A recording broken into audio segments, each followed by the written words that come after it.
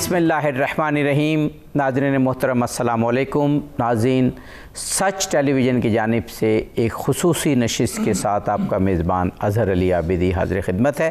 नाज़रीन, सच टीवी की जानिब से आप जानते हैं कि जो भी हमारी अहम शख्सियात और इस कायनात की मुतबर्रक हस्तियाँ हैं, उन पर हम ज़रूर प्रोग्राम करते हैं जब उनके अय्याम आते हैं।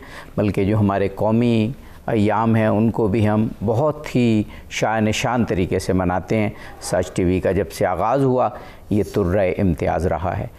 नाज़रीन, आज जिस शख्सियत के बारे में हम गुफ्तगू कर रहे हैं और इन शख्सियत के और इस हस्ती का दिन जब भी आता है, जैसे मैंने कहा कि पूरे तुज़को एहतशाम और शान शान तरीके से हम प्रोग्राम्स करते हैं।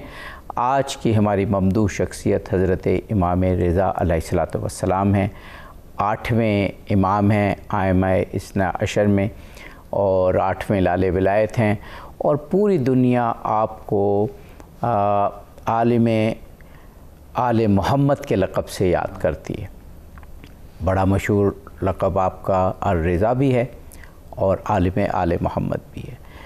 इमाम अलैहिस्सलातु वस्सलाम ने अपनी ज़िंदगी जिस तरह गुजारी, और वो बहुत ही अहम दौर था आलम इस्लाम का, और तबलीग इस्लाम के हवाले से, इस्लाम की हिफाजत के हवाले से और उम्मत मुस्लिमा की तरबियत के हवाले से अगर आपके दौर को और आपकी शख्सियत को ना समझा जाए तो हम समझते हैं कि इस्लाम का जो एक तरबियती निज़ाम है और इल्म अमल और इल्म आगही से जो एक ख़ास निस्बत है इस्लाम को, हम शायद वो समझ ना पाएँ।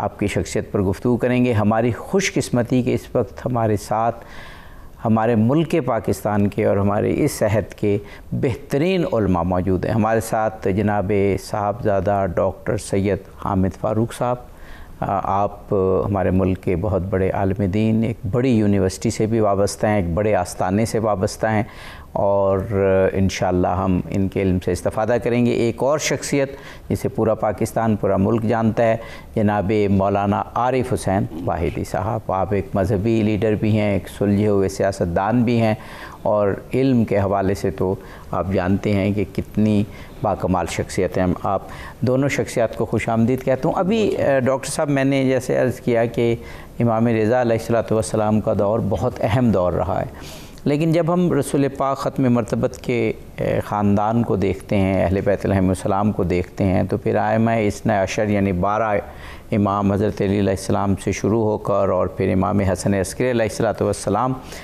तक जब हम आते हैं तो देखते हैं कि ये शख्सियात एक के बाद एक इल्म में, किरदार में, इस्मत में, तबलीग में अपने ज़माने की मरकज़ी शख्सियत नज़र आती हैं। फरमाइएगा। बिस्मिल्लाहिर्रहमानिर्रहीम। बहुत बहुत शुक्रिया किबला।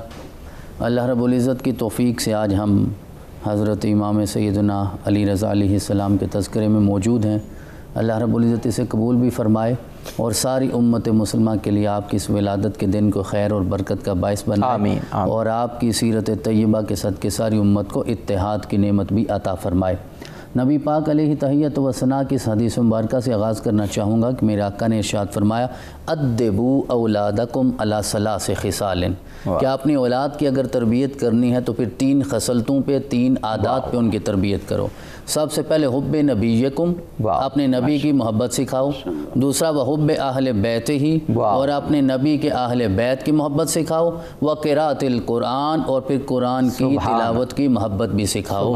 कुरान की तिलावत की मोहब्बत को क़िबला तीसरे नंबर पर इसलिए रखा है कि जब इंसान के वजूद में नबी पाक की मोहब्बत भी आ जाएगी और अहले बैत की मोहब्बत भी आ जाएगी, फिर कुरान की मोहब्बत मेरा रब खुद अता फरमा देगा। और अगर आप आगाज़ कुरान से करना चाहेंगे और नबी को दरमियान से निकाल दें या अहले बैत नबूवत को निकाल दें तो फिर कुरान का वो फ़हम नसीब नहीं होता जिस तरह अल्लाह ने उसे हिदायत बनाकर भेजा है। तो अल्हम्दुलिल्लाह सुम्मा अल्हम्दुलिल्लाह, हमें आज अपनी औलादों को अहले बैत अतहार के अय्याम से आगाह भी करना है, क्योंकि मेरे रब का भी ये उसूल और फ़लसफ़ा और दस्तूर है और निज़ाम है कि कुरान अज़ीज़ में वो अपने मुक़द्दस अय्याम का तज़किरा भी करता है, और अगर किसी कौम ने मेरे रब की नाफरमानी की तो उसकी तबाही का तज़किरा भी करता है, जिसे तज़कीर भी अय्यामिल्लाह और तज़कीर भी आला के साथ ताबीर किया जाता है। लिहाजा किसी नबी की औलाद का वजूद जो है वो अल्लाह की सबसे बड़ी नेमत होती है। अल्लाह रब्बुल इज़्ज़त ने अपनी इतनी नेमतों का तज़किरा फरमाया, आसमान उसकी नेमत, ज़मीन उसकी नेमत, बादल उसकी नेमत, बारिश उसकी नेमत, शजर لیے ساری نعمتیں ہیں، لیکن سرور کائنات کی ذات سے بڑی تو کوئی نعمت نہیں ہو سکتی، جو بدعت و منی ہے اس سے بڑی تو کوئی نعمت نہیں ہو سکتی، جو لحم کا لحمی داموں کا دمی کے مقام پہ فائدہ اس سے بڑی تو کوئی نعمت نہیں ہو سکتی، جو حسین منی وانا من حسین کے مقام پہ فائدہ اس سے بڑی تو کوئی نعمت نہیں ہوتی، اور جس طرح آپ نے کہا جو عالم آل محمد ہے اس سے بڑی اور کون سی نعمت ہوگی۔ میرے آقا نے ارشاد فرمایا کہ نبوت کا سلسلہ تو مجھ پہ ختم ہو گیا ہے، لیکن نبوت کی وراثت علماء کے ذریعے جاری رہے گی اور صبح قیامت تک جاری رہے گی۔ آج ہم اس کا تذکرہ کر رہے ہیں جسے بالجمہور امت عالم آل محمد کہا جاتا ہے، تو آپ سے بڑا تو پھر وارث بھی کوئی نہیں ہو سکتا میرے رسول صلی اللہ علیہ وسلم کے سارے سلسلے کا۔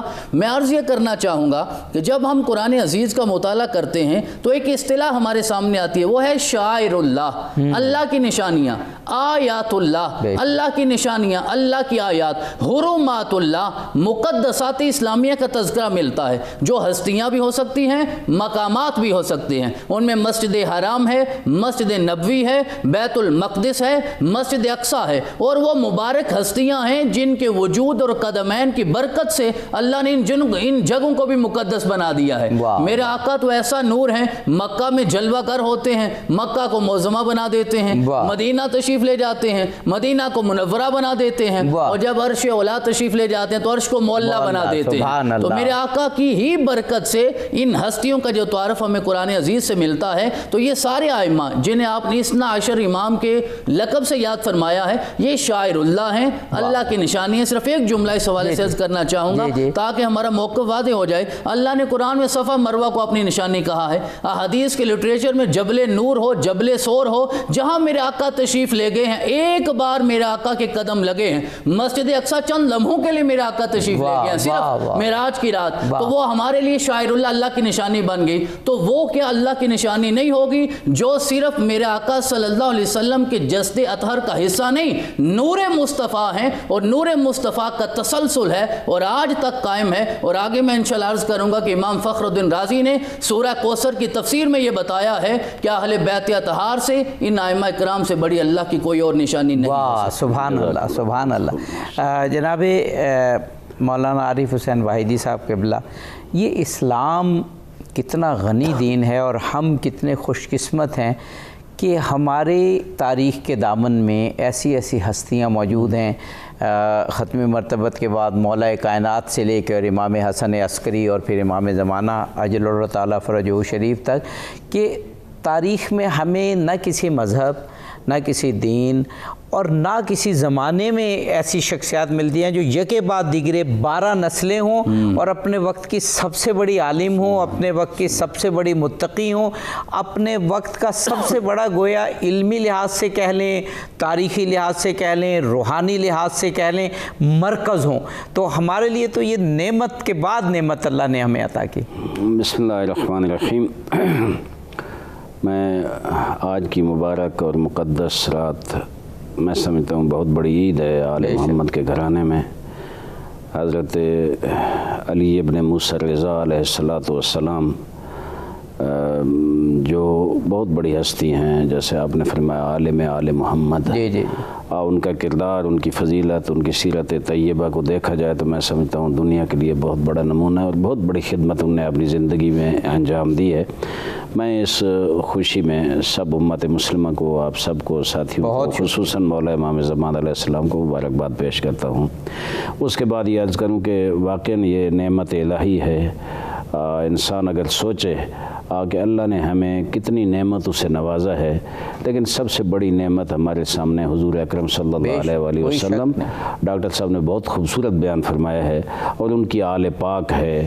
اور میں وہ پڑھتا ہوں، لوگ قیل و قال کرتے ہیں، لیکن وہ حدیث جو ہے کہ اولنا محمد، اوسطنا محمد، بل کلنا محمد، آخرنا محمد، اوسطنا محمد، بل کلنا محمد۔ میں سمجھتا ہوں یہ جتنی ہستیاں ہیں اول کو دیکھیں تو وہی کردار ہے، وہی تعلیمات ہیں، وہی نظریات ہیں، اور آخر تک چلے جائیں تو وہی کردار، وہی تعلیمات اور وہی نظریات ہیں، کوئی فرق نہیں ہے۔ ان کی جو جد و جہد ہے زمانے میں اسلام کی سربلندی کے لیے، اللہ کی دین کی ترویج اور تبلیغ کے لیے، اس کے اپنے اپنے انداز ہیں، ہر زمانے کے ساتھ ہے۔ مثلا امام حسن مجتبیٰ علیہ السلام کے دور میں صلح ہوئی تو امام حسین علیہ السلام نے جنگ کی، اور میں سمجھتا ہوں ان کا کردار تو وہاں ہی واضح ہو گیا جس وقت مباہلہ ہوا عیسائیوں کے ساتھ، تو دنیا پہ واضح ہو گیا کہ یہ کون سی ہستی ہیں جن کے مقابلے میں وہ عیسائی بھی نہ ٹھہر سکے۔ مسلمان تو میں سمجھتا ہوں سمجھتے ہیں ان کو کتنی بڑی ہستیاں ہیں، ان کے تو قبلہ گاہ ہیں، ان کے تو ظاہر مقدسات ہیں، یہ تو یہ اللہ کی بہت بڑی نعمت ہے۔ خداوند کریم ہمیں اس نعمت کی قدر کرنے کی توفیق عطا فرمائے۔ بے شک بے شک۔ جناب ڈاکٹر صاحب، اب سوالات تو اتنے زیادہ ہیں ہمارے ذہن میں، اور پروگرام کا وقت ظاہر ہے محفوظ بہت محدود ہوتا ہے، میں سوچ رہا ہوں کیا سوال کیا جائے۔ میرے ذہن میں پھر وہ جو عشق اور ایک روحانی پہلو ہے، وہ ظاہر ہے ہم پہ تو آپ نے حدیث بھی ایسی پڑھی کہ رسول اللہ نے کہا کہ اہل بیت علیہ السلام سے محبت پر استوار کرو اپنی اولاد کو۔ تو تاریخ اسلام کا بہت بڑا واقعہ، تاریخ اسلام کی ایک میں کہوں اہل بیت علیہ السلام سے اور علم سے محبت کی نشانی، وہ آپ کا نیشا پور میں آنا۔ اس واقعے میں ایک تو اس کو جتنی مرتبہ سنا جائے وہ ایسا تازہ رہتا ہے کہ محمد و آل محمد علیہ السلام کی محبت دل میں جاگزی ہو جاتی ہے۔ آپ کا استقبال امت مسلمہ کی بلا لحاظ فرقہ مکاتب، آپ سے محبت، آپ کا استقبال، پھر آپ کا علمی مقام، پھر آپ کی وہ حدیث بیان کرنا، پھر آپ سے وہ والہانہ پن، یہ میرا خیال ہے تاریخ اسلام کے واقعات میں جو جامع ترین واقعات ہیں ان میں سے ایک ہے۔ تو اسی کے ذریعے آپ پورے امت مسلمہ کو جو اہل بیت علیہ السلام، امام رضا علیہ السلام سے محبت ہے، وہ بیان فرما دیجیے۔ قبلہ، یہ جو خوبصورت سلسلہ امامت ہے، سلسلہ اہل بیت ہے، اس میں حضرت امام علی رضا جو ہیں وہ تیسرے علی ہیں۔ جی جی جی۔ پہلے علی مولا کائنات ہیں، دوسرے علی حضرت امام زین العابدین ہیں، علی ابن حسین ہونے۔ جی جی۔ حسین وہ ہیں جن کے اوپر بھی علی ہیں اور جن کے بعد بھی علی ہیں، وہ مابین علیین آ جاتے ہیں۔ اور پھر تیسرے علی جو ہیں وہ حضرت امام علی رضا ہیں۔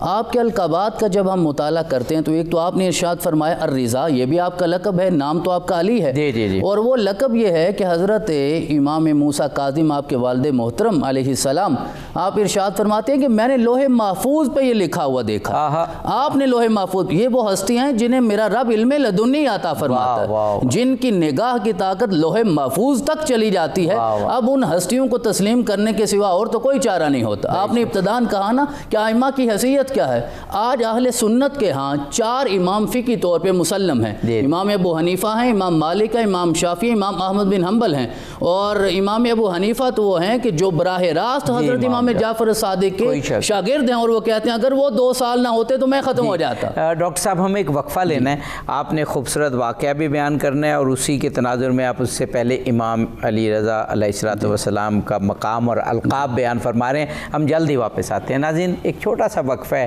اس روحانی اور خوبصورت پروگرام میں، ہم جلد ہی واپس آتے ہیں، ہمارے ساتھ رہیے۔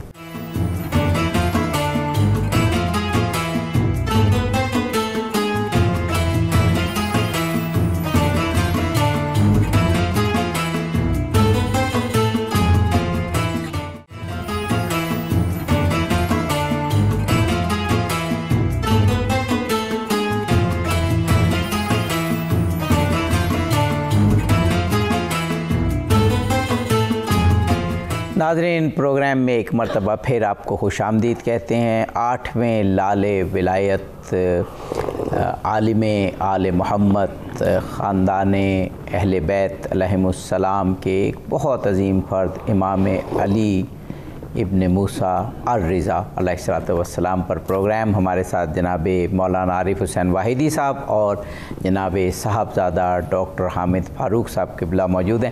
ڈاکٹر صاحب، آپ وقفے سے قبل القاب کی بات کر رہے تھے اور ایک بڑا خوبصورت واقعہ آپ نے سنانا تھا۔ جی، میں وہ عرض کر رہا تھا کہ جو آپ کا یہ لقب الرضا جس سے آپ معروف ہوئے، وہ حضرت امام موسیٰ کاظم نے لوح محفوظ پہ لکھا دیکھا، یعنی میرے رب نے لوح محفوظ میں جب انہیں رضا کہہ دیا تو اب صبح قیامت تک آپ کو رضا ہی کہا جاتا رہے گا۔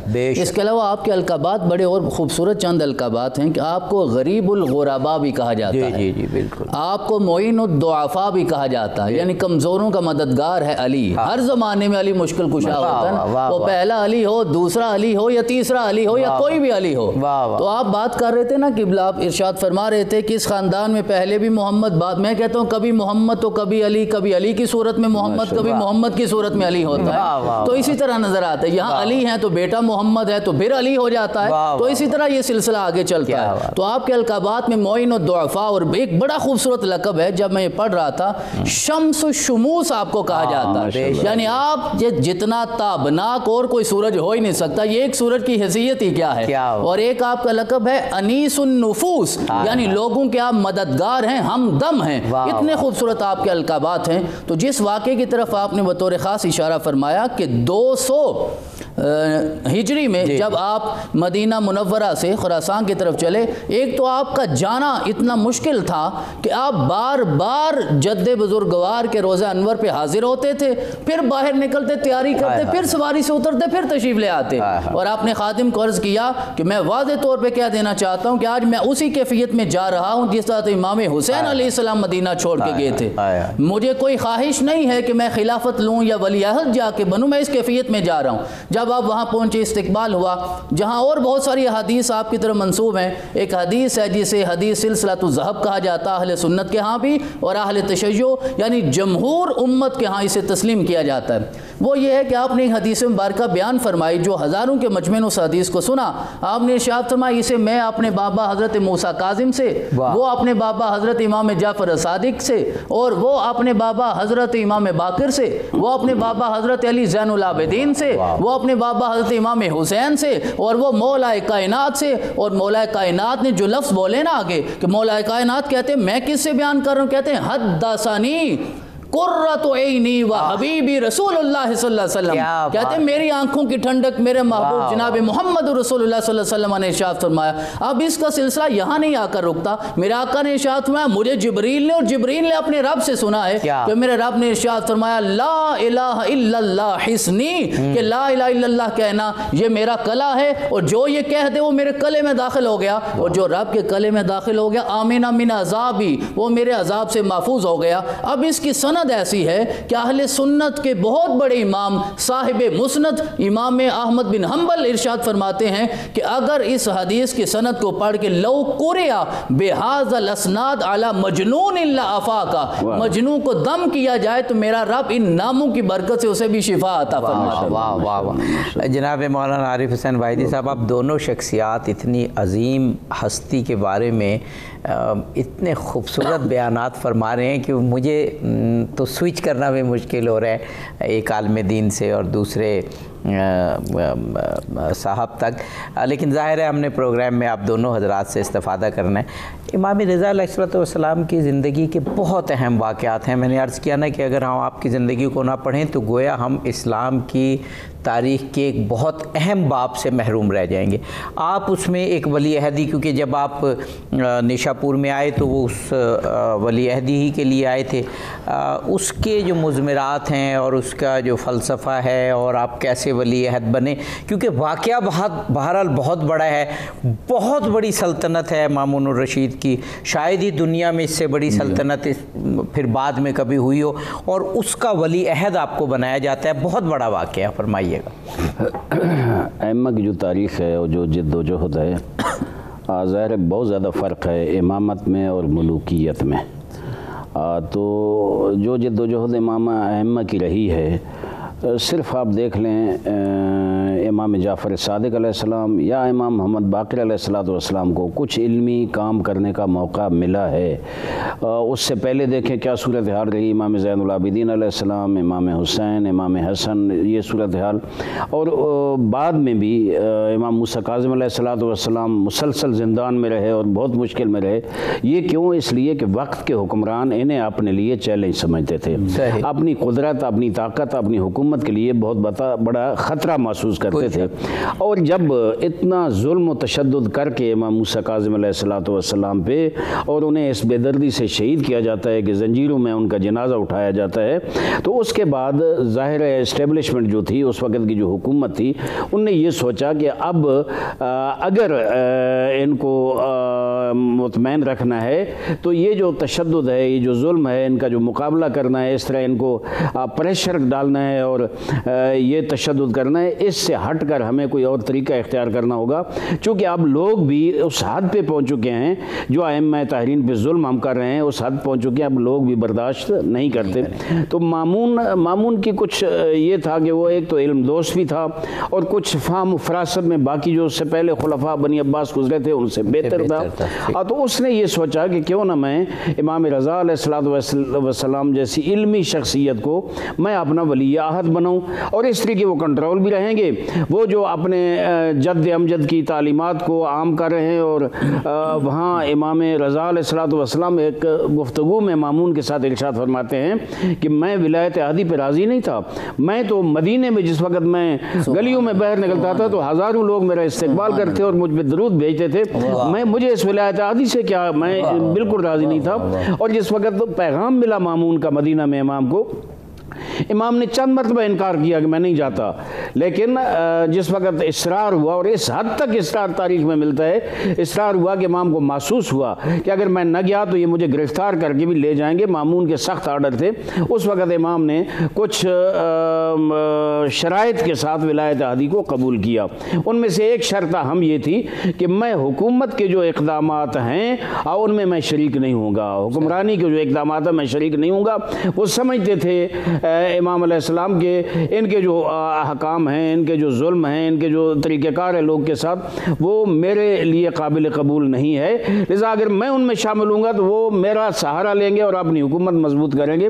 اس طرح امام بہت لمبی گفتگو ہے لیکن میں مختصر کر رہا ہوں، وقت بڑا مختصر ہے۔ امام علیہ السلام ان کے ساتھ روانہ ہوئے۔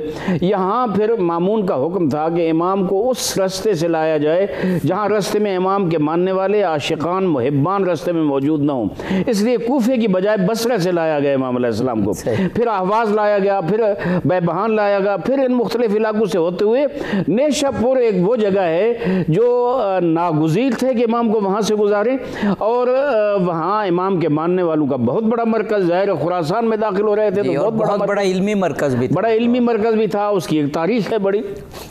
ڈاکٹر صاحب نے بہت خوبصورت بیان فرمایا، حدیث سلسلۃ الذہب، حدیث سلسلۃ الذہب کو ایک تو اس لیے سلسلۃ الذہب کہتے ہیں، یعنی سونے کے ساتھ لکھنے کے قابل ہیں اس کے سارے راوی، کہ ہر دور میں اس کے اتنے راوی رہے ہیں آگے اس کا انکار ممکن نہیں ہے۔ اور وہ جو واقعہ ہوا ہے کہ امام علیہ السلام جس وقت اپنی سواری میں سوار ہوئے اور سواری چل پڑی، پردے نیچے ڈال دیے گئے، تو لوگوں نے کہا کہ ہم ہزاروں کی صورت میں جمع ہیں اور مولا آپ نے کوئی ایک حدیث بھی ارشاد نہیں فرمائی۔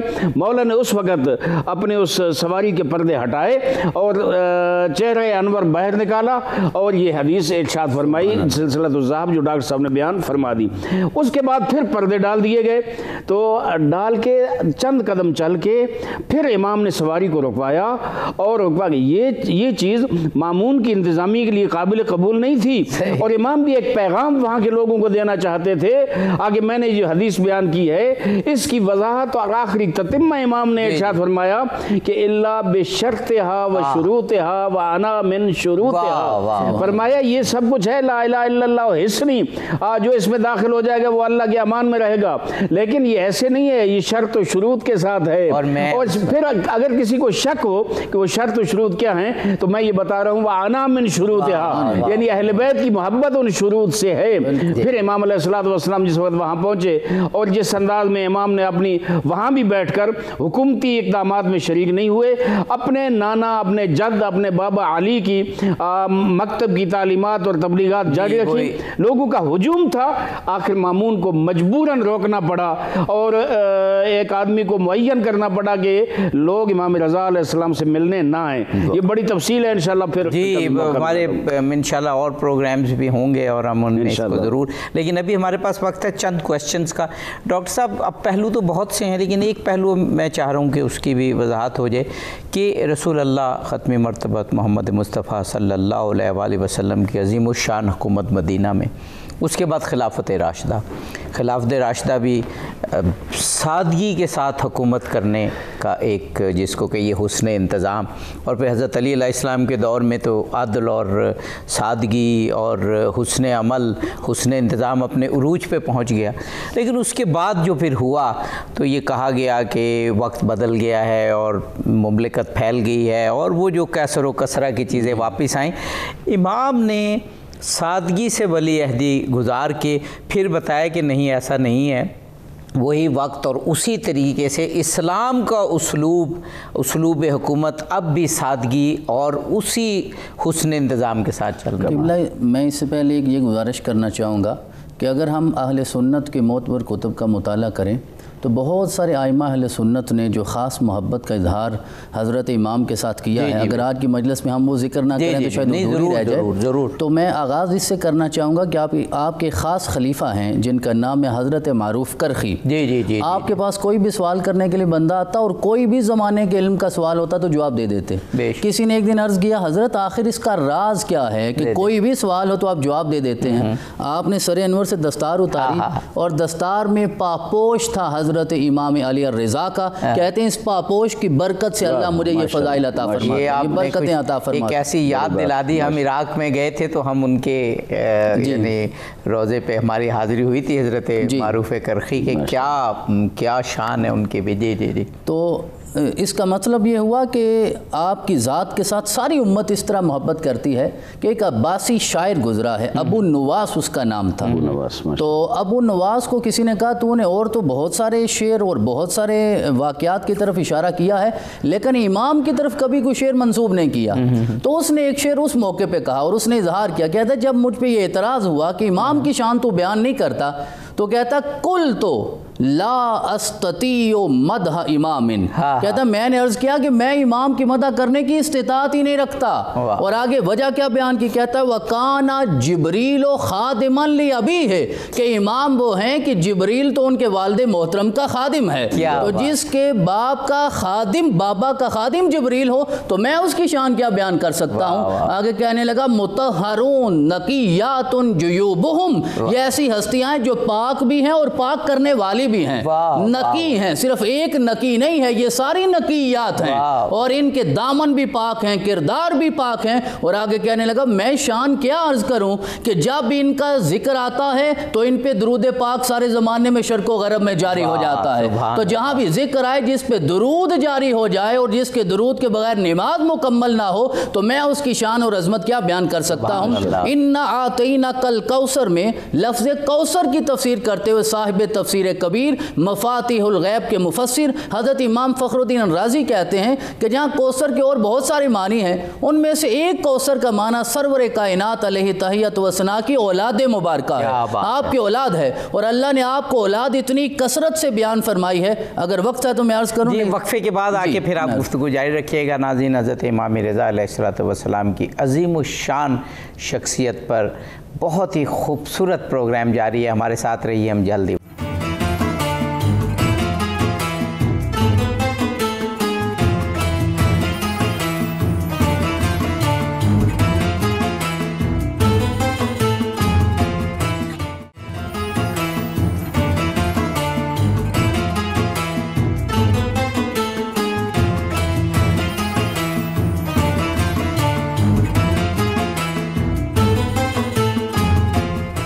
ناظرین، پروگرام میں ایک مرتبہ پھر آپ کو خوش آمدید کہتے ہیں۔ ایک ایسی ہستی پر پروگرام ہے کہ ان کو وجہ تخلیق کائنات یعنی ختمی مرتبہ محمد مصطفیٰ صلی اللہ علیہ وآلہ وسلم کی اہل بیت کہتے ہیں، عالم آل محمد کہتے ہیں، یعنی امام رضا علیہ السلام، جناب عارف حسین واحدی صاحب اور جناب صاحبزادہ ڈاکٹر حامد فاروق صاحب قبلہ، دونوں شخصیات ہمارے ساتھ موجود ہیں۔ ڈاکٹر صاحب، وقفے سے قبل جو آپ بات کر رہے تھے میں چاہ رہا ہوں قبلہ میں عرض کر رہا ہوں کہ یہ امام فخر الدین رازی کے الفاظ ہیں جو آپ نے سورۃ الکوثر کی تفسیر میں لکھا ہے۔ وہ کہتے ہیں کوثر سے مراد سرور کائنات کی اولاد ہے اور اللہ نے اتنی اولاد عطا فرمائی، اتنی اولاد، اور پھر تبصرہ کرتے ہوئے اپنے جملے لکھتے ہیں، کہتے ہیں فنظر کبھی غور تو کرو، کم قتل من اہل البیت، کیا اہل بیت میں سے کتنے لوگوں کو شہید کیا گیا؟ کتنے لوگوں کو؟ مولا پاک بھی شہید ہوئے، امام حسن شہید ہوئے، امام حسین، سارے ائمہ، حضرت امام علی رضا تک سارے شہید ہوئے، آپ کے بعد بھی شہادتوں کا سلسلہ جاری رہا۔ کہتے ہیں فانظر کم قتل من اہل البیت، لیکن اس کے باوجود ثم العالم والدنیا ممتلئ منہم، اس کے باوجود بھی دنیا تو سادات سے بھری ہوئی ہے۔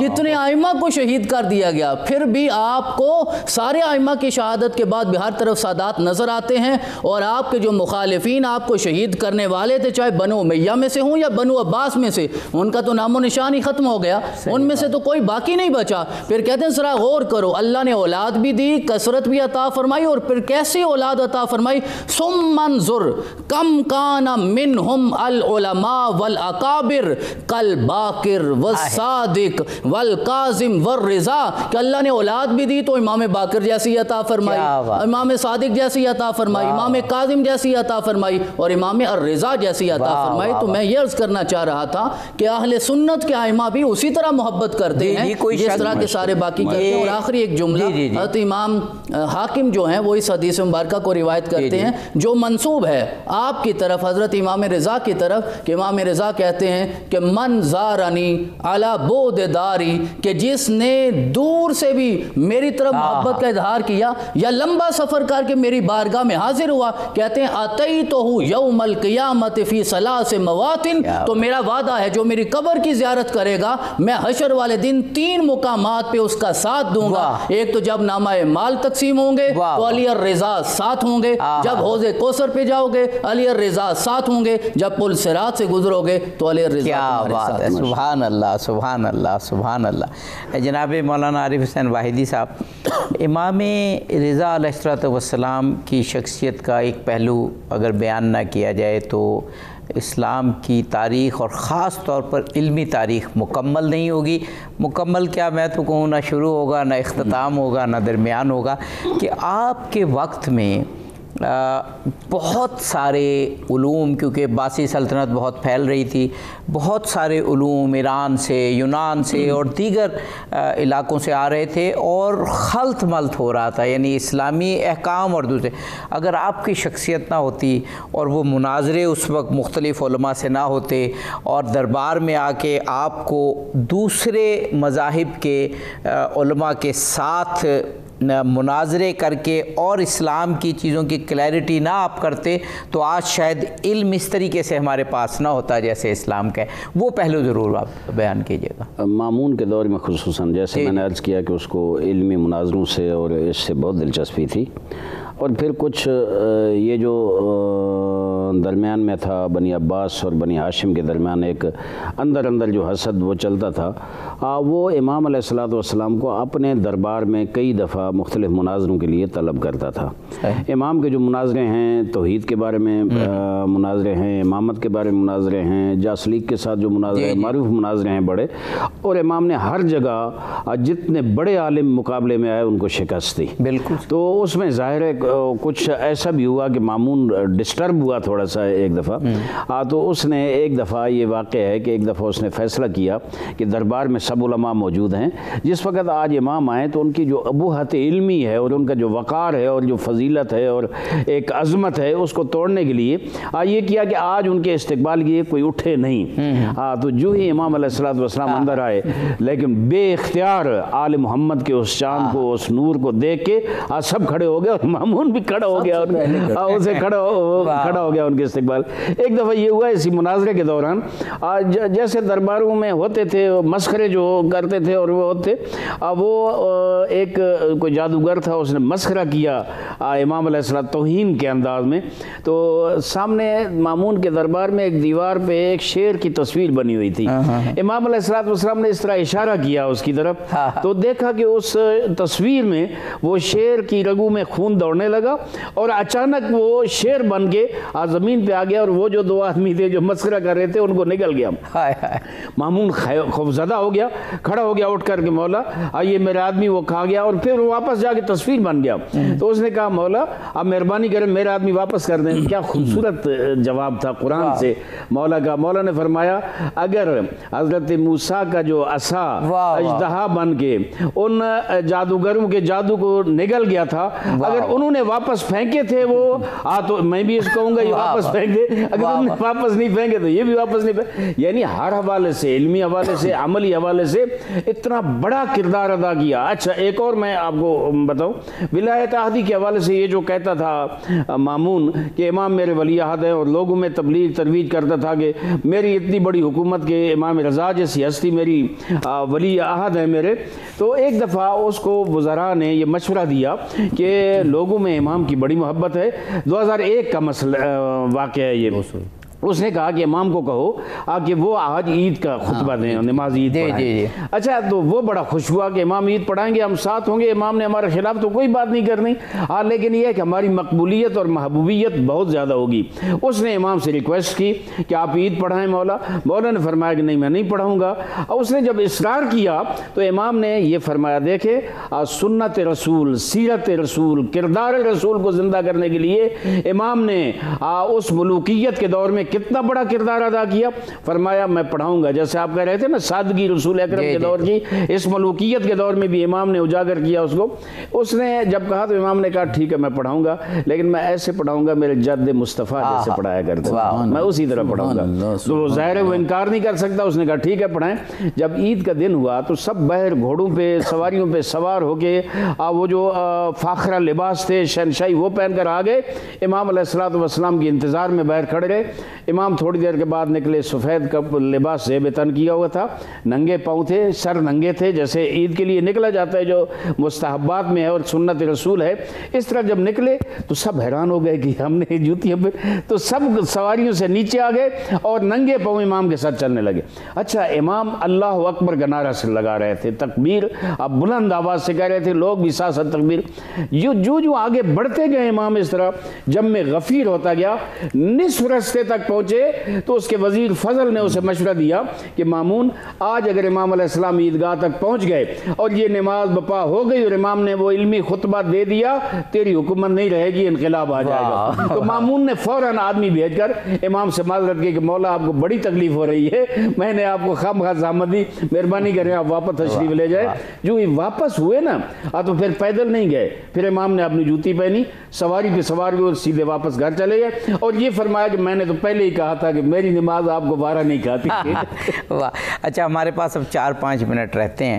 میں آپ دونوں شخصیات سے یہ پوچھنا چاہوں گا. ڈاکٹر صاحب پہلے آپ سے, ابھی آپ نے امام فخر الدین رازی کا وہ خوبصورت ایک اقتباس پیش کیا کہ امت مسلمہ کے پاس حضرت امام باقر علیہ السلام, امام جعفر صادق علیہ السلام, امام موسیٰ کاظم علیہ السلام, امام رضا علیہ السلام ایسی شخصیات موجود ہیں جن پر سب کا اتفاق ہے. تو یہ امت مسلمہ میں یہ افتراق کیوں؟ جب ایسی ہستیاں موجود ہیں ان پہ اتفاق کریں, ان کے علم سے استفادہ کریں, اور آج بھی یہ جو اتحاد کا اور جو تمام مکاتب ہیں ان کے قریب آنے کا عمل جاری رہ سکتا ہے. ہاں ظاہر ہے کہ ہر شخص سوچتا ہے, عمل کرتا ہے, انسانی فطرت میں تنوع ہے, تو یہ تو کوئی بھی نہیں کہتا سب مرج ہو جائیں, لیکن اتفاق اتحاد کر کے ان شخصیات کی محبت میں سمت تو اپنی ایک کر لیں. جی قبلہ آپ نے درست فرمایا ہے, اور یہ ہستیاں شاعر اللہ بھی ہیں اور حبل اللہ بھی ہیں. وَاعْتَصِمُوا بِحَبْلِ اللَّهِ جَمِيعًا وَلَا تَفَرَّقُوا. تو جب تک ہم ان کی تعلیمات کو نہیں سمجھیں گے, قریب نہیں ہوں گے, اخلاقی تعلیمات کیا ہیں, سیرت کے کون سے پہلو ہیں, جب تک ہم انہیں سمجھیں گے نہیں تو پھر ظاہری سی بات ہے عمل کرنا ممکن نہیں ہوگا. اور میرے آقا صلی اللہ علیہ وسلم نے اسی لیے تو ارشاد فرمایا نا کہ یہ نہیں کہ عمر 60 سال ہوگی تو پھر اہل بیت کی محبت پیدا کرو یا 100 سال ہوگی. اَدِّبُوا اولادکم, اولاد औलाद को सिखाओ। नमाज अभी फ़र्ज़ नहीं हुई पढ़नी, वो भी तो 7 साल या 10 साल की उम्र में जाके फ़र्ज़ होगी, लेकिन अहले बैत की मोहब्बत तुम पे फ़र्ज़ है, वो औलाद को उसी वक्त सिखाओ। और जिन्हें सिखाई गई है अल्हम्दुलिल्लाह सुम्मा अल्हम्दुलिल्लाह, वो फिर समझते हैं कि इंसान अगर कामयाब होना चाहिए किन हस्तियों के साथ हमें मुंसलिक होना। हज़रत इब्ने हिब्बान का एक कौल में अर्ज़ करना चाहूँगा कि आप कितनी अकीदत का इजहार फरमाते थे, कितनी मोहब्बत का इजहार फरमाते थे। कहते हैं मेरी ज़िंदगी में जब भी कोई मुश्किल आई है ना, तो मैं इमाम रज़ा के दरबार पे हाजिर होता हूँ। फ़कत ज़ुरतुहु मिरारन कसीरा, और तूस में रहते हुए जब भी मुश्किल आई है मैं आपके दरबार पे हाजिर होता हूँ, मेरा रब मेरी मुश्किलात को दूर कर देता है। तो इन हस्तियों के साथ अगर इंसान वाबस्ता हो जाए, ये सारी अल्लाह ने मुश्किल कुशा बना के भेजी हैं और इनके वास्ते से अपनी जनाब से बहुत कुछ अता फरमाता है। तो आपकी सीरत के जो नुमाया पहलू हैं, एक तो आजिज़ी है, तवाज़ो है, इनकिसार है। इतनी बड़ी सल्तनत की वली अहदी मिल गई तो आपने इरशाद फरमाया, जिसकी तरफ हज़रत ने भी इशारा किया, आप फरमाया ये मेरे लिए कोई हैसियत नहीं रखता। जब मैं मदीने में था तो उस वक्त तो मेरी सल्तनत सारा मगरब भी था, सारा मशरक भी था। अब ये सल्तनत की तो हदें होंगी ना, उस सल्तनत की कोई हद नहीं थी, बेहद अल्लाह ने मुझे सब कुछ अता फरमाया था। और इबादत भी बे इंतहा आप फरमाया करते थे, हजार हजार सजदे रात को होते थे। अगर ऐसी हस्तियां भी इबादत इतनी करती हैं तो हमें भी उनके अच्छे कदम पे चलना चाहिए। जनाब मौलाना आरिफ हुसैन वाहिदी साहब, बहुत कुछ कहा गया, लेकिन बहुत कुछ बल्कि ज़्यादा कुछ रह गया। हमारे पास 1 मिनट है, उसमें से भी मैं चाहूँगा 30 सेकंड में आप इत्तिहाद का पैगाम और इमाम रज़ा अलैहिस्सलाम की ज़िंदगी से। मैंने सुना कि मैं मौला के पैगाम प्रोग्राम में जा रहा हूँ, आने पर दिल नहीं था, आज मसरूफियात इतनी थी दिन को, लेकिन मैंने जब सुना तो मुझे बहुत खुशी हुई कि इमाम रज़ा अलैहिस्सलाम मेरे वली नेमत हैं। मैं 14 साल मशहद रज़ा में तालीम हासिल की है और उनके दस्तरखान से लगातार खाया है। उनके हरम के अंदर दानिशगाह उलूम इस्लामी रज़वी में मैं 10 साल में रहा हूँ और मेरा कमरा इस जगह पे था कि उधर खिड़की में जब खुलती थी सामने गुंबद मौला का नज़र आता था। वाक़ई अनीसुन नफूस हैं। मैं फ़कत यहाँ ये अर्ज़ करूँगा कि मौला की सीरत, मौला की मोहब्बत, मौला की वो जो करामात जो मैंने अपनी आँखों से वहाँ हरम में देखी है, वो जो लोग शक करते हैं कि पत्नी मुश्किल कुशा हैं या नहीं, हम बैठे होते अपने कमरे में, शोर उठता था और जाते थे तो कोई अपाहज सही हो गया, कोई बीमार सही हो गया, किसी को शिफा मिल गई। ये इमाम की करामात हैं। मैं समझता हूँ कि वो जो हुजूर अकरम की हदीस है, सतुदफनु बज़अतुम मिन्नी बिखुरासान, अन करीब मेरी जगह मेरा एक टुकड़ा खुरासान में दफन होगा, फमन ज़ारहा, जिसने उसकी ज़ियारत की उसकी जन्नत का मैं जिम्मेदार हूँ। तो हर मुसलमान को इंशाअल्लाह रख्त सफ़र बांधना चाहिए इमाम रज़ा अलैहिस्सलाम की ज़ियारत के लिए, यही कामयाबी है इंशाअल्लाह। बहुत शुक्रगुज़ार हूँ दोनों शख्सियात का, साहबज़ादा डॉक्टर सैयद हामिद फ़ारूक साहब बुखारी आपका, जनाब मौलाना आरिफ हुसैन वाहिदी साहब आपका। नाज़रीन, अभी जनाब साहबज़ादा साहब ने एक बहुत मारूफ़ आलिम अहले सुन्नत की बात बयान की कि मुझे जब भी मुश्किल हुई मैं इमाम रज़ा अलैहिस्सलाम के दरबार में उनके रोज़े पर हाज़िर हुआ और वो मुश्किल मेरी आसान हुई। आज आलम इस्लाम को जितनी भी मुश्किलात हैं, इमाम रज़ा अलैहिस्सलाम के वसीले की भी ज़रूरत है और आपके इल्म और रूहानियत से इस्तिफ़ादे की भी ज़रूरत है। आपने जिस तरह इल्म की शम्में जलाई पूरी दुनिया में और फिर इस्लाम को हर किस्म की तहरीफ से पाक रखा और ख़ालिस जो उलूम इस्लामी हैं वो दुनिया तक पहुँचाए। अगर आज हम इमाम की इत्तबा करें तो आज भी हम ज़माने के रहनुमा बन सकते हैं। खुदा हमें इमाम रज़ा अलैहिस्सलाम की शख्सियत को समझने, उनके उलूम को पढ़ने और उनकी मोहब्बत से फिर पूरी दुनिया को मोहब्बत के ज़रिए जगमगाने की तौफ़ीक़ अता फ़रमाए। अज़हर अली आबिदी को इजाज़त दीजिए। फ़ी अमानिल्लाह।